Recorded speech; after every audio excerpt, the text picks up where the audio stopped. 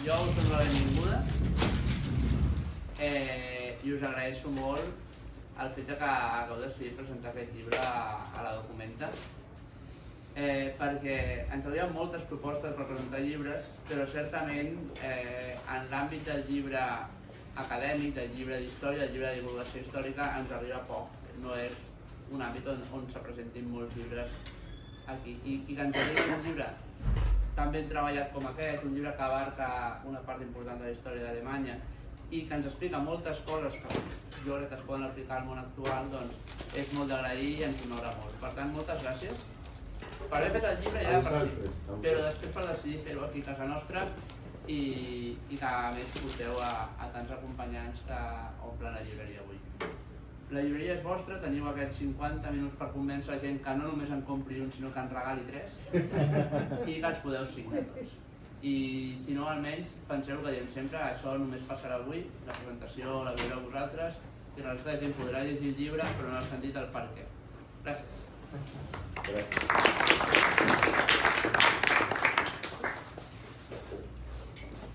Bé, bona tarda a tothom.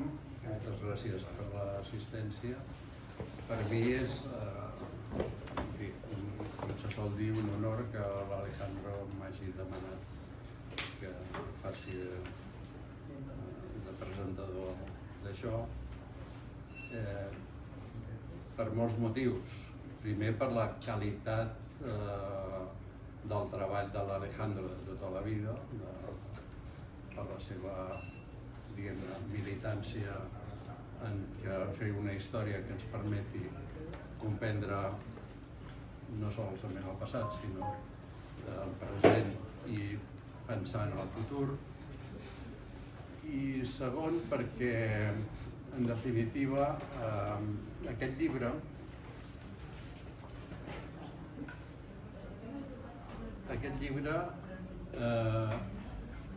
és la culminació d'un treball de llarg abast per part de l'Alejandro. Ell té, com a professor, és professor jubilat del Departament d'Història Moderna i Contemporània, però la seva preocupació pel tipus de tema que es toca aquí ve de molt de llarga durada, diguem-ne.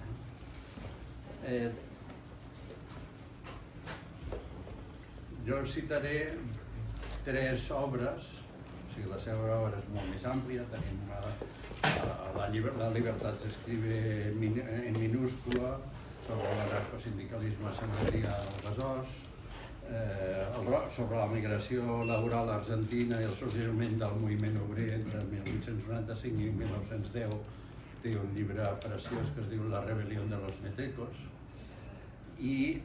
Però ja, concretament en relació al tema d'Alemanya, ell va fer un primer estudi sobre l'organització del treball en el feixisme, no només a Alemanya, sinó també a Itàlia i aquí, que es diu Arbeit macht frei, més o menys, el doctor, la meva pronúncia, i el 2004, o sigui, aquest treball que culmina en aquell que té un salt important en aquest llibre, doncs fixeu-vos que hi ha un llarg recorregut d'investigació.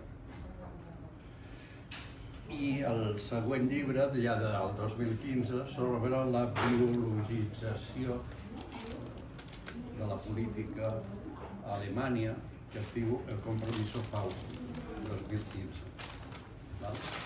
I, diguem-ne, tenim aquí una interpretació d'aquest llarg treball, una espècie de culminació d'aquest llarg treball en el llibre que tenim avui.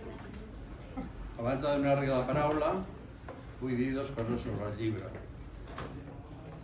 Vaig tenir la fortuna de llegir el manuscrit. El manuscrit tenia un títol molt explicatiu i acadèmic. Alemania y la Revolución Pasiva, 1871-1939, un ensayo sobre la Alemania moderna mediante el pensamiento gramsciano. Però, en fi, si un es troba a la llibreria aquest títol, és un títol que li crida l'atenció, naturalment, però el tira enrere. No? Llavors, els companys de Verso, aquí tenim el Simon, tenim el Lu, han treballat molt bé l'edició, és una edició que a mi m'ha semblat magnífica, perquè no soc un gran entès, però m'ha semblat magnífica, i li van posar el títol actual, Uberales, per sobre de tot, és l'himne alemany, ja ho sabem, Nazismo i Revolució Passiva en Alemanya, 1871-1939. D'altra banda, agrair, crec que només és el Lu que ha fet això, un complement que té el llibre en aquesta excel·lent edició, que és un índex temàtic.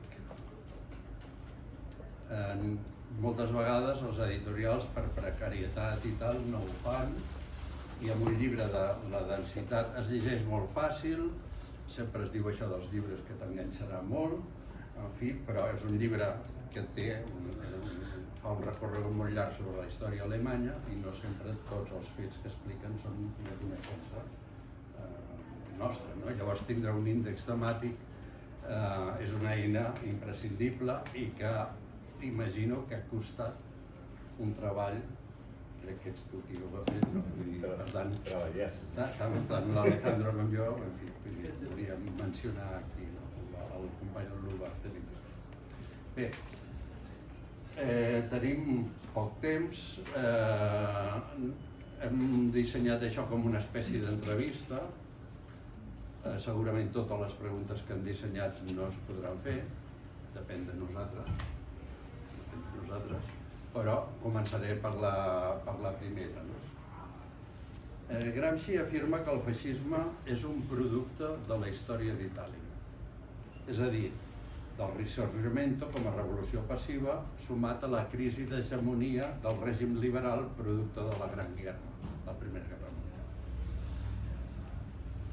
Per tant, es col·locava Gramsci en la que els autors francesos de l'escola dels Annals deien la llarga durada. Efectivament, aquest llibre es situa en aquest context. Només veure l'arc cronològic ja ens mostra això. Per Gramsci, el feixisme és una forma que adopta el canvi de dominació a Itàlia com a revolució passiva. En el cas de l'Alejandro es col·loca en aquesta perspectiva, la llarga durada, la revolució passiva com a clau interpretativa, però al mateix temps tu poses aquella idea del Sonderweg, és a dir, del camí espacial que hauria dut irremisiblement a Alemanya des de Bismarck fins a Hitler, com si no hi haguessin hagut alternatives. És una tesi historiogràfica bastant difosa i que, en fi, bastant perillosa, perquè si el camí és el camí i no hi ha un altre, estem en una... Llavors, com això, tu aquest aspecte de com el veus? Bueno, evidentment, el Sonderweg estic totalment en contra d'aquesta opinió, perquè és una postura molt determinista, que com bé li diu Joan. Però abans de conducar això, volia fer unes petites agraïments. En primer terme, dir a Joan, estimat amic i company que és el Joan, que ha fet una feinada per a presentar aquest llibre, i és una fita més de llarg treball conjunt. Hem fet un treball tots dos, un llibre tots dos sobre Rosa Luxemburg i moltes coses més. Per tant, un agraïment molt fort al Joan.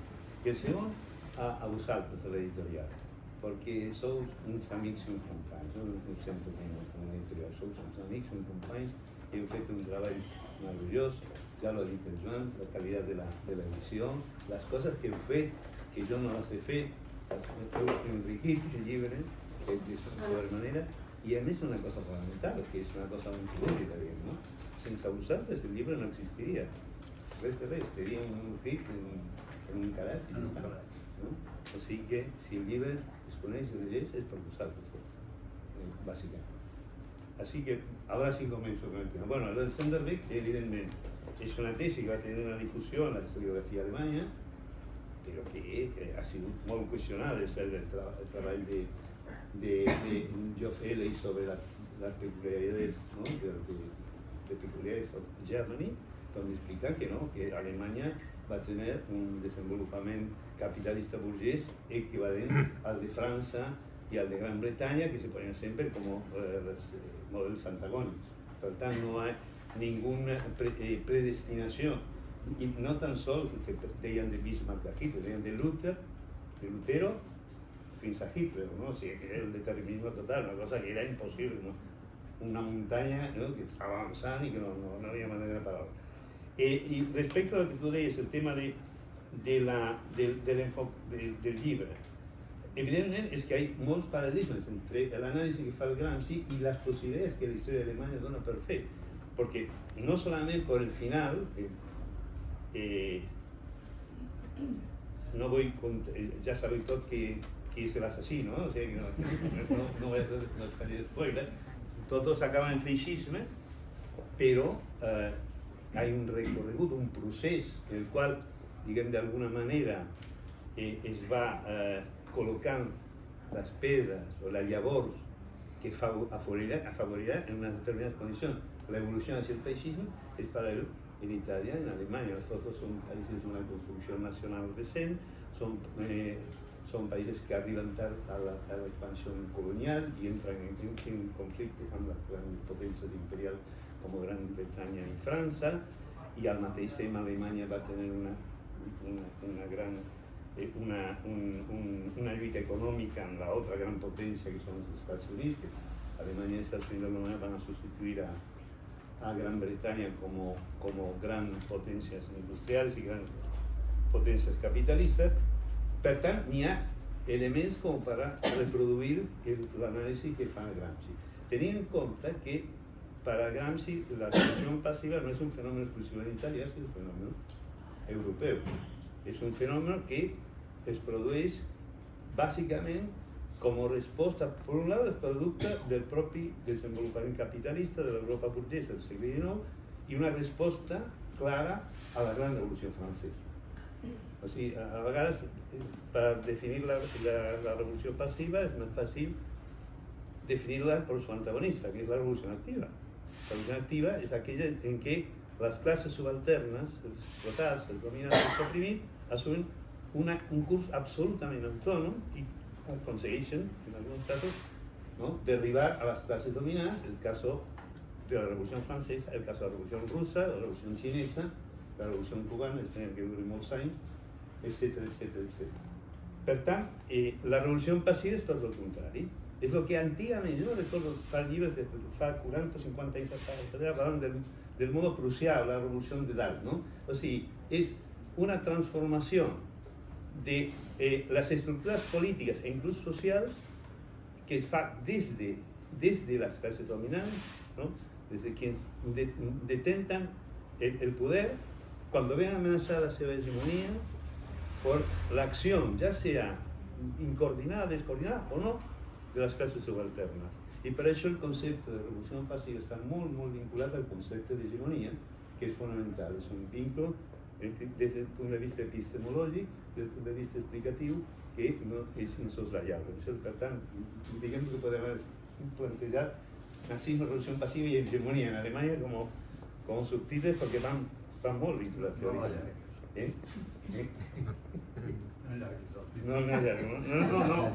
No, y lo del título, si me permite interrupción, yo soy una mica anàrquica, però bueno.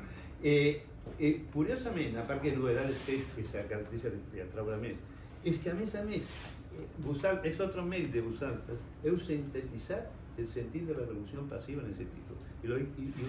Bueno, vosaltres ho sabíeu. I si no, és consultar la pàgina de l'editorial i veureu que hi ha aquesta explicació. Deutschland, Überall ist in der Welt I són els versos d'un poema que va fer un professor de filosofia alemany en el que se diu el Formars, o sigui, abans del 48, justament per reivindicar el sentiment nacional, d'unitat nacional, que era un sentiment popular democràtic en aquella època. A tal punt que las autoridades de Prusia, el señor de Prusia, el reino de Prusia, lo van a expulsar de la universidad porque consideran que era un peligro público. Quan ve la caiguda de la monarquia, de l'imperi, del Kaiserreich, y la proclamación de la República de Weimar y se instituye la República, Ebert, ya como presidente de la República, Friedrich Ebert, también máximo dirigente del Partido Socialdemócrata Alemán, proposa ese poema como himno de Alemania, con la finalidad de superar la confrontación parlamentaria entre derechas y izquierdas, buscar la armonía nacional. Y por último, evidentemente, o sea, ahí tendríamos ya la segunda revolución pasiva, ¿no? Y al final va a terminar transformándose en el himno nazi, del cual va a ser la primera estrofa. Termina, hoy día, si no te malentés, ahí está Eva para que me corrigéis, en la actual República Federal de Alemania, creo que solamente es la última estrofa, que yo no la recuerdo, ¿no? La última estrofa la que se utiliza para el himno. Pero por tanto, no sé si me entendeu, pero sinteticeu aquel título está sintetizado el concepto de revolución pasiva en Alemania.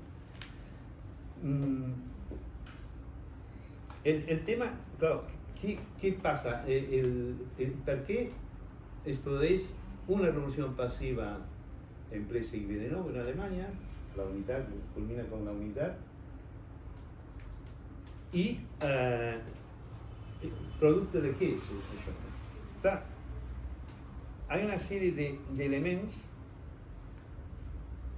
que van durante el desarrollo de la Alemania burguesa, de la Alemania capitalista, se van generando elementos.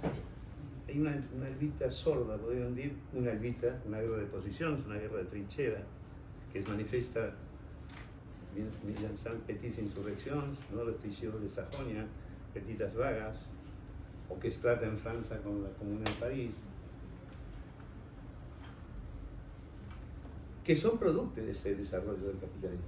Un producto de un capitalismo que genera enormes avances tecnològics, dels quals les exposicions universals són una mena de reunions para celebrar el èxit del capitalismo, el triunfo del capitalismo, o aquellas obras monumentales como la Torre Eiffel, el puente sobre el Firth del Forth en Escocia, que se pega a los 39 escalones, no sé cómo hizo la película de Hitchcock, son monumentos a la ingeniería, que al mismo tiempo es una manera de celebrar, ¿no?, esa potencia tecnológica, esa potencia del capitalismo, pero al mateix temps és un capitalisme del qual són conscients els propis burguesos, genera pobresa, genera patiment, y llavors es busca una explicación.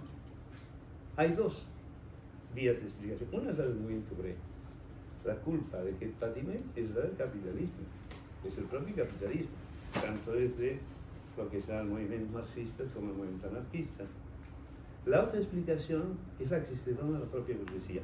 Y el problema es que a lo mejor existe un sector de la sociedad que no es inasimilable por el capitalismo, es inadaptable al capitalismo, que se está degenerando. Y esta degeneración además se está multiplicando, hay que controlarla, hay que limitarla. Yo siempre, si me permiteu, os voy a decir una petita expresión de Charles Darwin, que era un gran abolicionista. Es un señor de derechas, pero un gran antiesclavista. Y en el viaje del Beagle escriu: si la miseria de nuestros pobres no es causada por las leyes de la naturaleza, sino por las nuestras institucions, cuán gran es el nuestro pecado. Fixeu-vos lo que diu Darwin. Claro, Darwin está respondiendo a això, esa corriente que va a plantear que existe un biodeterminismo y que existe una una transmissió hereditària de capacitats que en aquell moment apareixen com expressions reaccionàries o no. A veure, amb un desenvolupament científic de la biologia, de l'antropologia importantíssim ja en el segle XIX, que li dona una pàtina de cientificitat a tota aquesta proposta. Això per el moment no és feixisme, però això facilita després la construcció d'una ideologia del feixisme. Per tant, si el liberalisme burguès és el gestor del desenvolupament capitalista, revolució burguesa de Hobsbawm, durant el XIX, en el segle XX serà el feixisme el que intenta reconstruir un capitalisme que està en una profunda crisi i lo farà sobre altres fonaments. Aquests fonaments què seran? Pues aquests fonaments serà un projecte d'enginyeria antropològica i social basada fortament en principis biodeterministes i en principis tecnològics molt avançats, especialment en l'àmbit del treball, l'àmbit de l'armamentisme, etc., que és el que donarà les peces fonamentals sobre la qual després s'instaurarà la barbàrie fascista. ¿Cuál es el objetivo del fascismo? Pues mantener una estructura clasista de sociedades europeas sense lluita de classes. El objetivo final es aquel. ¿Por qué? Porque lo que pretenden los fascistas es que cada individu, según la seva dotació biogenètica, ocupi un lugar determinat en l'escala social. Y los que tienen que comandar, deben comandar, los que tienen que obeir, deben obeir. Al mateix temps, pretenen que el que té que obeir accepte amb bon gust el tener que obeir, porque contribueix a la cohesió de la comunitat, al avançament de la potència alemana, etc. Bien, no sé si... Crec que, de fet, la resposta implícitament ha enfocat un tema que volia enfocar a la segona pregunta i per tant passarem a la tercera. El tema que volia enfocar és el tema de no entendre el feixisme com una producte d'una simple conspiració, d'una tàctica colpista, etc. O sigui, entendre que en el procés que porta el feixisme hi ha una llarga durada, torno al concepte, i una guerra, el que en termes gramscians una guerra de posicions lenta que sí que al final desemboca en una guerra de moviments, en el cop, en la presa del poder. I en el centre d'això, aquesta guerra de posicions, no és només una guerra en la lluita econòmica de classes. La lluita de classes té una dimensió molt més àmplia, molt més integral, i hi ha des de la implicació de la ciència, o sigui, la construcció del nou estat alemany, amb una col·laboració brutal amb la ciència més desenvolupada del moment i en el procés que anava a produir la Primera Guerra Mundial, que era una altra cosa que la importació del taylorisme a la guerra, a l'art de matar de forma furtista. En fi, tot aquest...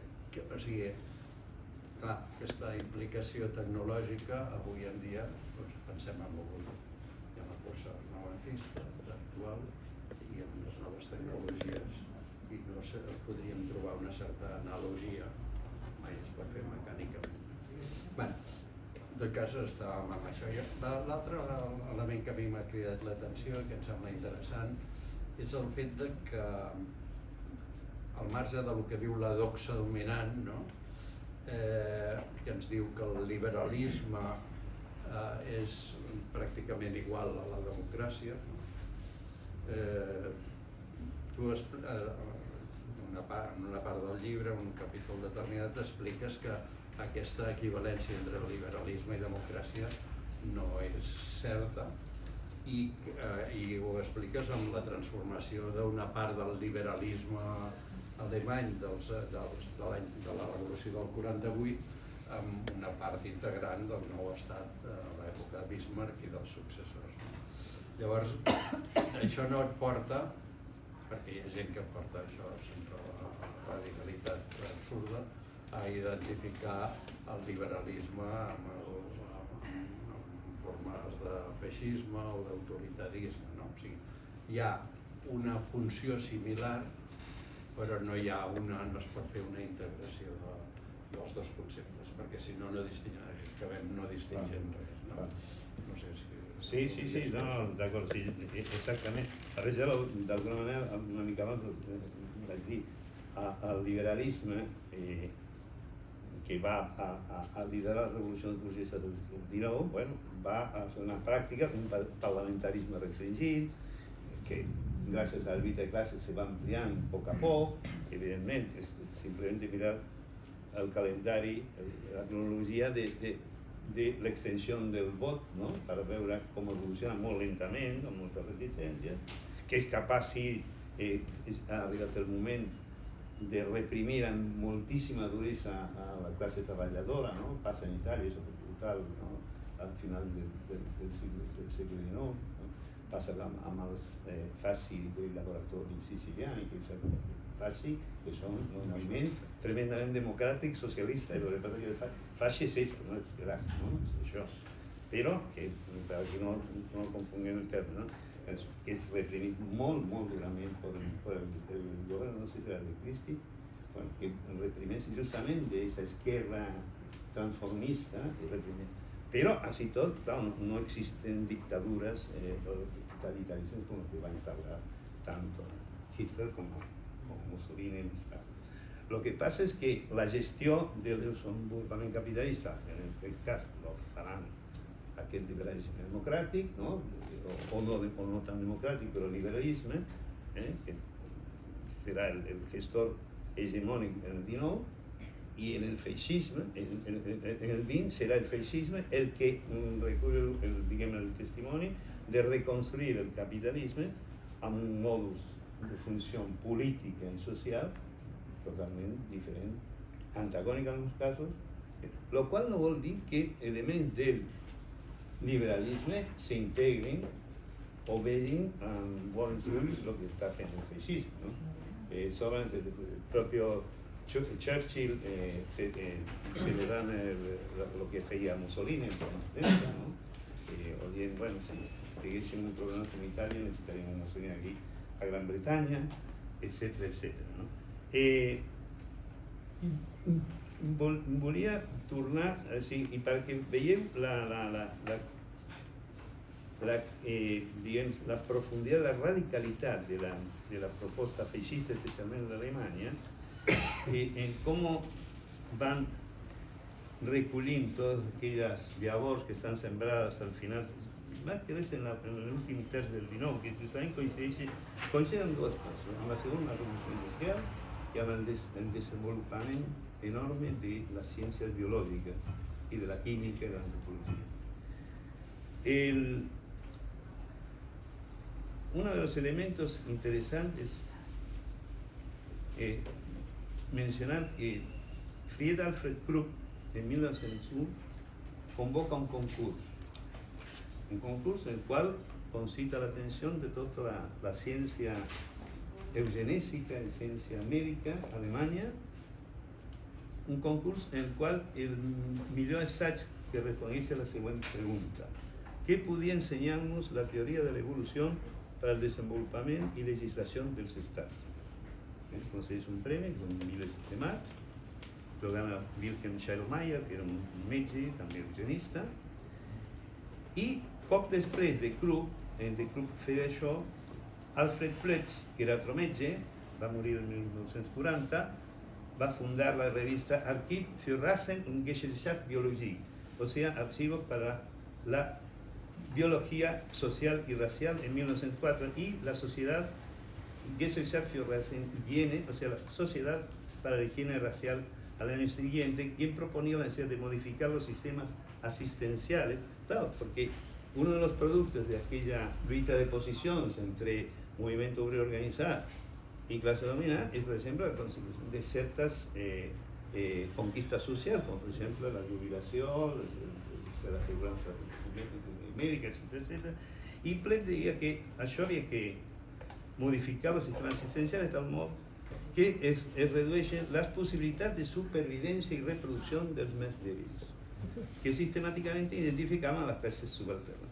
Y culmina toda aquesta saga, que és molt més complexa, però aquesta saga que va nodrir la ideología nazi, nodrirla además no solamente como especulación teórica, sino como una actividad práctica, o sea, una práctica teórica.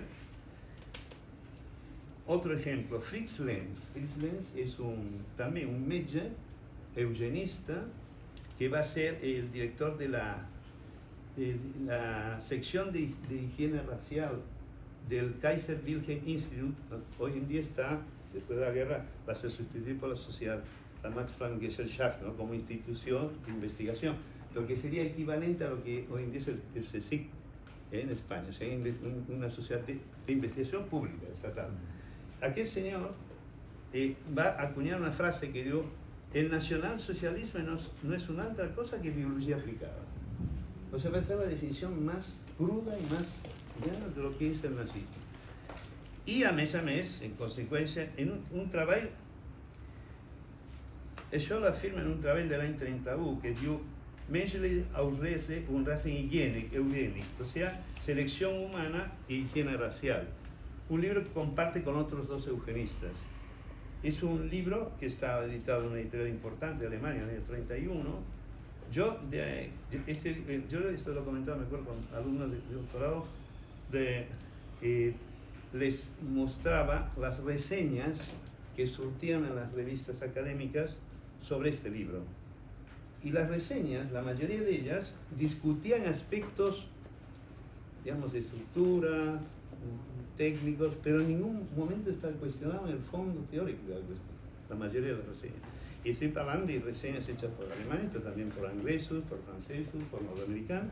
O sea que había un contexto internacional que de alguna manera acudía y revía y eso es como aquí está planteamiento. Y Lenz dio también un texto, que es mesial, pero que está en el libro, el texto mesial.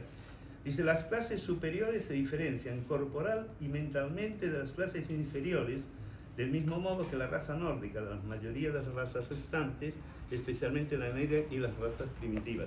Per tant, para los nazis hay una sinonimia entre raza y clase, pero es que hay un racismo interno a la sociedad alemana. O sea, es que están a dalt es porque deben estar a dalt biològicament són superiors dels que estan a baix. No és el mateix un obrer de la CRUC que un gerent de la CRUC. Biològicament considerat. Bueno, no sé si más o menos... Sí, crec que em sembla que està... Sí, reconeix que estic una mica desorganitzat amb les coses, però quan donava classe però ja fa tants anys que la jubilació té causa aquest deterioro. Tot això que estàs explicant ens porta a una idea que va contra el sentit comú d'una part de l'esquerra actualment, que considera el feixisme i el nazisme com una simple reacció, com un tornar enrere. Clar. I en canvi, en l'enfoc que dones tu al llibre, en l'enfoc de Gramsci, el feixisme, el nazisme, és una via per la modernització de la societat. I per tant, això també posa en qüestió la idea de modernització. De fet, els canvis que s'havien produït en la forma de produir les fàbriques Ford, el capitalisme americà, està estretament lligat al desenvolupament científic, al desenvolupament de la ciència militar, allò el matar industrialment, no? I això requeria un canvi de la cultura del treball, per una banda, i d'altra banda de la pròpia antropologia, o sigui, hi ha molta cura en tots els aspectes diguem-ne de comportament de la gent, de la selecció suposadament natural, etc. Llavors, doncs, això Gramsci ho tracta molt clarament al quadern 22. Exactament, I a l'època mateix també Polanyi té un enfoc similar, no? O sigui que, en fi, estem en una convergència entre dos autors que jo no sé si es van conèixer, però crec que no, però que estaven examinant els problemes de l'època. Aquests canvis en què s'assemblen, segons tu?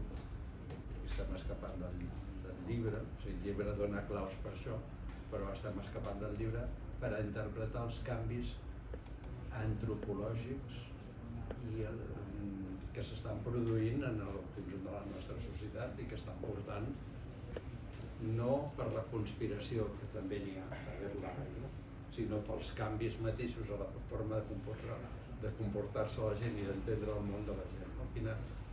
Quin vincle? Tu dius el vincle entre això, aquella època, i l'actualitat. O sigui, els canvis que estem... La cultura del treball actual ha variat radicalment en les nostres societats. Atenció que altres societats continuen produint a la vella forma. O sigui, el treball no ha desaparegut del món.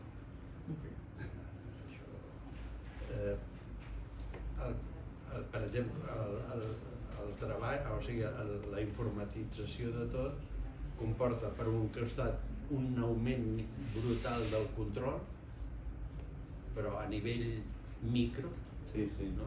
De qualsevol cosa que facis, però al mateix temps també uns canvis en les formes d'atenció, el temps d'atenció, la capacitat de llegir. O sigui, aquí s'està produint, estem en un moment que s'està produint un canvi antropològic i a mi em sembla bastant similar al que t'he llegit a tu en el llibre respecte als canvis en la mentalitat i en la forma de comportament de la gent. Clar, és totalment diferent. Sí, però no fils conductors. A ver, el primer fil conductor en la relación de producción del capitalismo es que la fábrica, el taller, es una entidad antidemocrática, o sea, el obrero es un ciudadano que cuando traspasa la puerta de la fábrica deja de ser un ciudadano.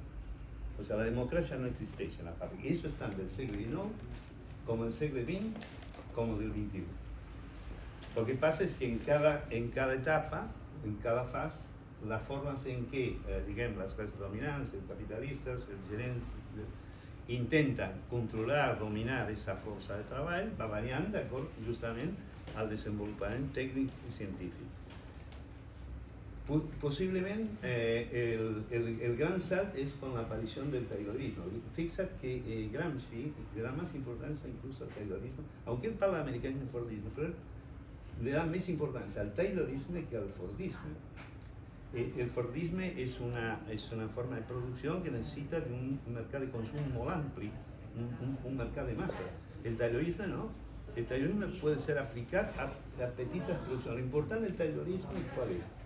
Aquello que decía Taylor, hay que extraer la capacidad de decisión y de concepción del obrero en el proceso de trabajo y pasárselo a la dirección de la empresa, ¿no? Entonces el obrero se transforma en una eina del empresario, una eina per fer servir el guarió maestral. Exactament. Per tant, és trencar, és modificar una forma de treballar, una forma d'autoconcebir-se el treballador, ¿no? Que en altres qüestions va a destruir el vell orgull de l'artesà o del obrer autosuficient, l'obrer que controlava el procés de producció quasi des del principi fins al final, que no fa molts anys. Jo me recordo quan treballava en el metge de Sant Adrià haver conegut obrers que havien treballat en una fundició que ells deien, si nosaltres sabíem quan estava el metal a punt, simplement per experiència, no necessitava que vingués l'enginyer que eso estava. Però esas cosas han perdut.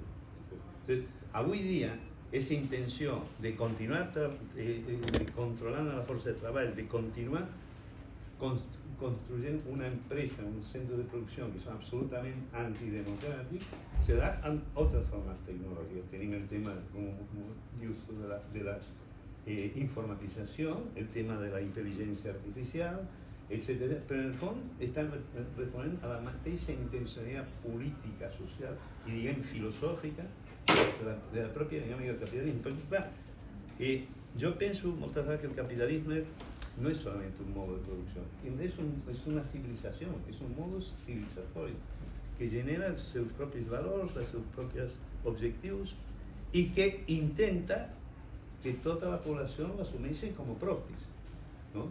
El gran éxito del consumismo, por ejemplo, que es producto de la revolución pasiva del 45, ¿no? Ya lo diría Pasolini, ¿no? En algunos de sus textos sobre este tema. Bueno, per tant, yo pienso que si ve efectivamente ni hay distintas tecnologías, pero hay un fil conductor y Gramsci lo detecta perfectamente cuando habla de los párrafos son muy expresivos. Yo en realidad lo que estoy diciendo ahora con lo que dice es lo que decía Gramsci sobre el efecto de que el taylorismo, qué es lo que busca el taylorismo. Y lo que tú dices es el taylorismo arriba a ser una técnica que se aplica en la Primera Guerra Mundial. Estudiaban los movimientos y los kilometraban de cómo se cargaban los obuses al canó. Y la disfunción del taylorismo, que ahí es cuando hablan de això de la estructura y la base, ¿no? Es que la base no funciona sin la superestructura. Y cuando la gente empieza a asumir que la forma libre es así. Si uno va a ver los boletines de la Sociedad Taylor, que son fácilmente consultables en la biblioteca del Congreso, llega a haber un taylorismo doméstico. O sea, le enseñaban a la ama de casa cómo ser taylorista para ser más eficiente. Preparaba un galdindi para la acción de gracias, ¿no? Esa festividad que hacen para celebrar que se cargaron al Sindis que les habían dado ya a los colonos, ¿no? Bueno, o sea, una cosa brutal, está escrita así, el taylorismo aplicado incluso a la construcción. Fixeu que el taylorismo, moltes vegades, no necessàriament té relació amb un desenvolupament maquínic molt desenvolupat. Una de las actividades industriales, digamos, que conserva prácticamente la misma tecnología de la época de los sumeris, es la albañilería, la construcción, ¿no? Bueno, ahora hoy en día están ¿cómo se llama? Las 3D, las impresoras 3D que hacen casas, ¿no? Pero hasta fin fa poc, ¿no? El treball del paleta es un treball centenario, pluricentenario. Pues hay un discípulo de Taylor que calcula cómo tienen que estar distribuidos los tochos y la mezcla y el paletín y todo para que la colocación de tochos para hacer aparecer siga lo más eficiente posible y vaya en productividad, ¿no? Porque abarca de tal manera la vida del trabajo que digamos, transforma la forma que el propio trabajador considera así en sí mateix. I això ho defensa molt bé Gramsci. Sí, ens porta a la idea de Gramsci que l'hegemonia no és només quelcom del món cultural, sinó que l'hegemonia neix a la fàbrica. És a dir, si tu ets obrer i no creus que el teu col·lectiu obrer és capaç de gestionar la fàbrica, és a dir, de produir una nova forma de vida i de producció, en fi, ja està tot decidit. Després pot ser molt progre o en fi, apuntar-te a les ONGs que siguin o el que sigui. Llavors, aquest és el gran objectiu del nazisme, del feixisme, que organitzen el conjunt de la cultura i de la vida fora de la producció de la gent. Exactament. Va ser molt ben examinat per Togliatti en les seves lliçons sobre el feixisme italià.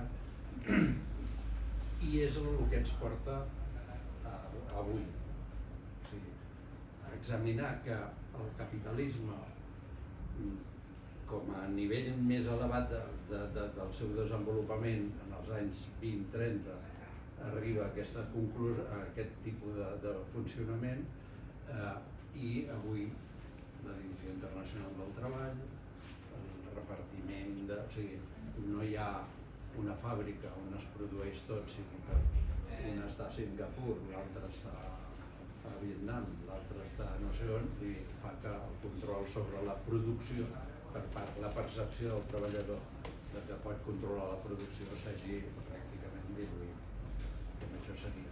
Però com que estem als 10 minuts últims, crec que han sortit molts dels temes que havíem comentat de treure.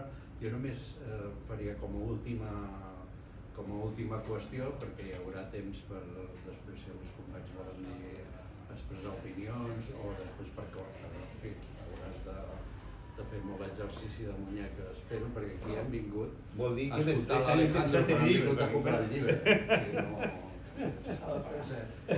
I sembla que tenen el mal costum de cobrar. Però, o sigui, l'última pregunta, per evitar una sensació de pessimisme, d'això, que hi ha un determinisme absolut, que les coses van en aquesta única direcció, dir que si va haver necessitat de revolució, de diverses revolucions passives, és perquè hi havia altres camins a Alemanya, evidentment. Els que dibuixava el moviment obrer, els que dibuixava la cultura progressista, etc. I per tant, llavors, si ens pots resumir per dir, bueno, hi ha gent que va resistir. El cas d'Alemanya. O sigui, en què van consistir aquestes altres vies que van fracassar van ser absorbides per successives revolucions passives, no? Quins camins hi ha? Claro, el problema es que yo, al mes del libro hablo de 4 revoluciones pasivas, en el que tiene 2 triunfantes, que son la de Bismarck, con la fundación del Kaiserreich, y la de los nazis. Y 2 que fracasan, ¿no? Es la primera, que es con lo que se llama la tríada de Weimar, ¿no? O sea, el gobierno socialdemócrata del centro, que es el Partido Católico, y los demócratas. Esta fracasa, y fracasa con la hiperinflación del 23, ¿no? Y acaba. Y después la otra, que es una tercera revolución pasiva, que es protagonizada, digamos, ya por un bloque de derechas que va gobernando, también con la participación de la socialdemócrata, de cancelista Müller, que después es seguido por Bruni, que esta fracasa por el cálculo del 29, ¿no? Así que después la triunfante es la nazi. Possibilitats d'altres camins, clar que havia. Primer, la revolució de novembre de 1908 és una original i claríssima insurrecció obrera y camperola, porque hay consell de camperols en Alemanya, l'Alemanya del 18-19, amb un projecte de societat consellista que dura pràcticament fins al 2021, el seu impuls, i que és ofegada bàsicament en sang. És ofegada en sang. A ver, hay error, como pasa siempre, ¿no? Los revolucionarios, pero claro, París se levantaba el Ruhr y no se había levantado la comarca del costat, pero había todo un potencial de insurreccional, ¿sí? Hay las proletarias Hundertschaften, que son las centurias proletarias, y un ejército rojo, que forma al caliu de la fracasada cop d'estat de von Kapp, Lutitz, o si forman unas centurias proletarias, que son desarmadas a sang y foc por el ejército, convocadas por el gobierno socialdemócrata del momento, por la tríada de Weimar. O sea, el papel de la socialdemocracia. Claro, la socialdemocracia opta por un cambio reformista, opta por la revolución pasiva, que evidentemente ellos no utilizaban este término, pero opta por el reformismo y claro, frente a una potencia revolucionaria que está surgiendo y que no, evidentemente es tan antagónica y tan no negociable, la única vía es aplastarla. Pero ahí había una salida. Había una salida, porque en molts casos sectores importants del Partit Socialdemòcrata s'uneixen al Partit Comunista e inclús a lo que era el partit, al SPD, o sea, el Partit Socialdemòcrata Independent. per esempio, la insurrección del gener del 19, cuando masacran a Karl Liebknecht y a la Fuerza Revolucionaria y va a desenterrar Rubrik también, siempre digo la insurrección espartaquista, ¿no? Con todo el mérito que tiene espartaquista, no es insurrección espartaquista, es la insurrección del KPD, del cual forma parte de espartaquista, o sea, formado entre el 31 de diciembre del 18 y el 1 de enero del 19, más el USPD, o sea, el Partido Social Democrático, más los revolucionarios Obleute, que eran los delegados revolucionarios de empresa, que era un movimiento que es similar al del Consejo Obrero de Turín, de la FIA, o al Shop Stewards de los astilleros de Escocia, o sí, es un movimiento internacional que se da en Europa, de un surgimiento de la democracia de base, de democracia obrera, que no es solamente un fenómeno alemán, pero que además tiene mucha potencia. Esta insurrección, que es ofegada a sang y fuego por el señor Noski, que dirigeix y con toda, evidentemente con todo su propio exército, está encantado. Pensé que Ebert tenía como proyecto una monarquía parlamentaria a la inglesa. El problema es que no se le adelanta hacia la insurrección, o se le escapa el 6 de mayo, porque claro, Karl Liebknecht iba a proclamar la República Socialista en el Palau del Emperador, lo que llaman la tarta de bodas, que está ahí en Berlín. Y para ganarle de mano, desde el balcón de la Cancillería, Philipp Scheidemann proclama la República para adelantarse contra el deseo de Ebert de constituir una monarquía parlamentaria. Claro, en lugar de una monarquía constitucional como era la del Kaiser, una monarquía parlamentaria similar a la inglesa. O sea que ya, digamos, Ebert de entrada que no tenía muchas ganas de ganar muy més enllà, ¿no? Pero que además asume con toda tranquilidad que hay que masacrar. Y lo que pasa es que la última intento de insurrección que fracasa por una serie de cuestiones que ahora queremos comentar es la del 23, de octubre del 23, teniendo en cuenta que el KPD es capaz de derribar al gobierno de Cuno. Cuno era el empresario de la Antiña Marítima, que presidía como canciller un gobierno que era casi tecnocrático, que era para afrontar la época de la hiperinflación, y el KPD consegueix con la seva vaga fer caure el gobierno de Cuno. Después los reemplazos Stresemann impulsan, ponen el famoso Rente Mark, bueno, controlan la inflación. El último intento sería el del 23.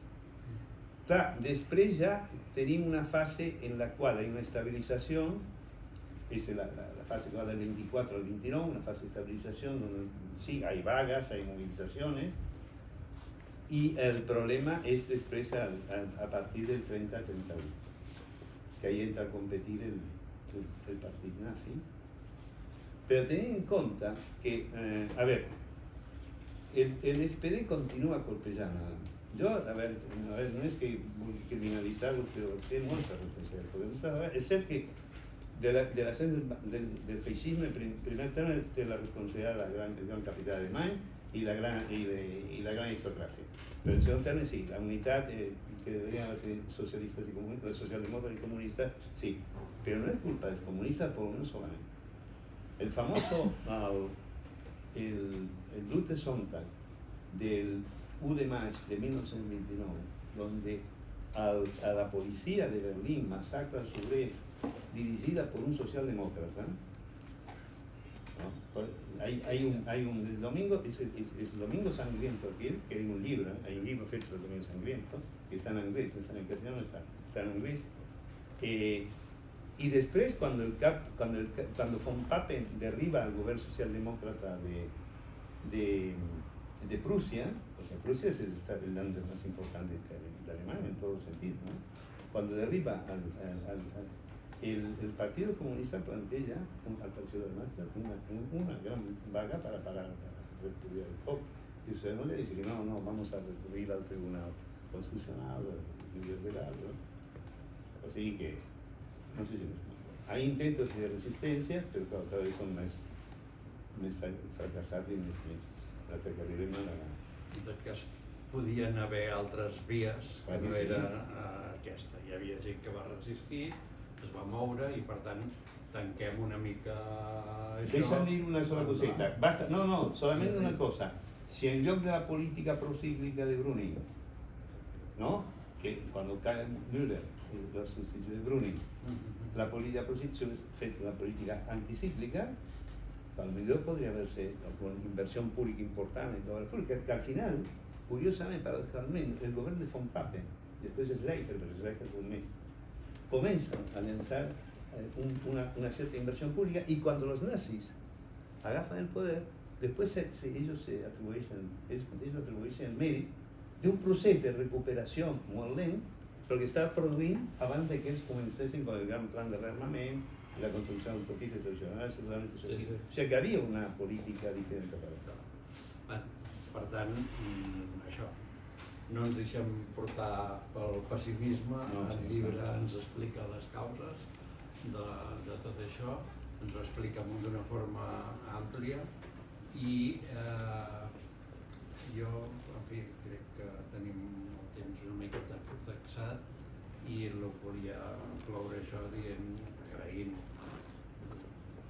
el treball, almenys des de 2004, des que l'Alejandro ha fet sobre aquest tema, segurament en castellà, per un autor de l'estat espanyol, és el treball més, diguem, més complet i més integral que podeu trobar.